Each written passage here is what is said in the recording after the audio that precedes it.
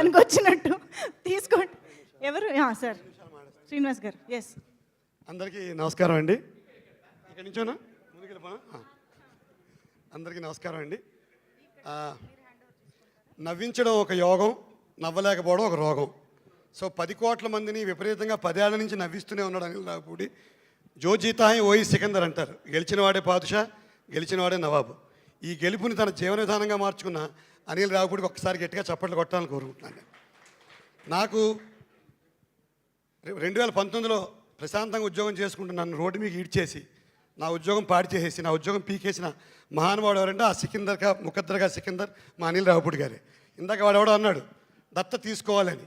నన్ను సుమారుగా దత్త తీసుకున్నారు. ఇది నా 6వ సినిమా అనిల్ రావిపూడి గారితో. F2, F3, సర్లేరు నీకెవరు, భగవంత్ కేసరి, సంక్రాంతికి వస్తున్నాం.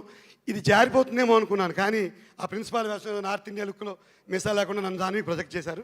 సో అనిల్ రావిపూడి గారికి తమ్ముడని పిలుచుకుంటాను.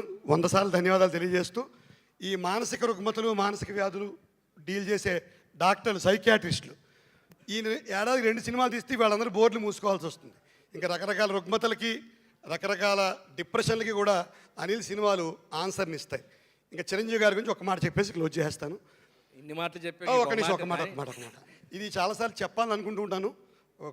సుష్మిత గారు కూడా ఉన్నారు కాబట్టి ఒక మాట చెప్తాను. సివిల్ సర్వీసెస్ పరీక్షలు, ఐఏఎస్ ఎగ్జామ్స్ రేపు హిస్టరీ మెయిన్స్ ఎగ్జామ్ 92 జూన్లో రేపు హిస్టరీ పరీక్ష. ఇవాళ ఆపద్బాంధవ్ రిలీజ్ అయింది. ధర్మ సంకటం సినిమాకి వెళ్ళాలా, హిస్టరీ సివిల్ సర్వీసెస్ జీవితం, ఐఏఎస్ పరీక్షలు వెళ్ళాలా వద్దా తెగించేసి చిరంజీవి గారు ఆపద్బాంధవుడు సినిమా చూస్తే ఆ పరీక్షలో నాకు ఎక్కువ మార్కులు వచ్చాయి. అప్పటి నుంచి ఒక థీరీ తీశాను. చిరంజీవి గారి సినిమా చూసి చిరంజీవి గారిని ఫాలో అయిన వాడు ఏ ఫీల్డ్లో ఉంటే ఆ ఫీల్డ్లో రాణిస్తాడు. రైటర్ మంచి రైటర్ అవుతాడు, ఫైటర్ మంచి ఫైటర్ అవుతాడు, డైరెక్టర్ మంచి డైరెక్టర్ అవుతాడు. నాలాంటి ఆర్టిస్టులు కొత్తగా మిడ్ ఏజ్లో 48 ఏళ్ల వయసుకు వచ్చి చిరంజీవి గారితో స్క్రీన్ షేర్ చేసుకునే అవకాశం వచ్చిన నటులు కూడా రాణిస్తూనే ఉంటారు. సో అందరికీ ధన్యవాదాలు తెలియజేసుకుంటూ, ఈ 10 కోట్ల గెలుపుని జీవన విధానంగా మార్చుకున్న అనిల్ రావిపూడికి ఒక్కసారి అందరూ ఆదర్శంగా తీసుకోవాలి.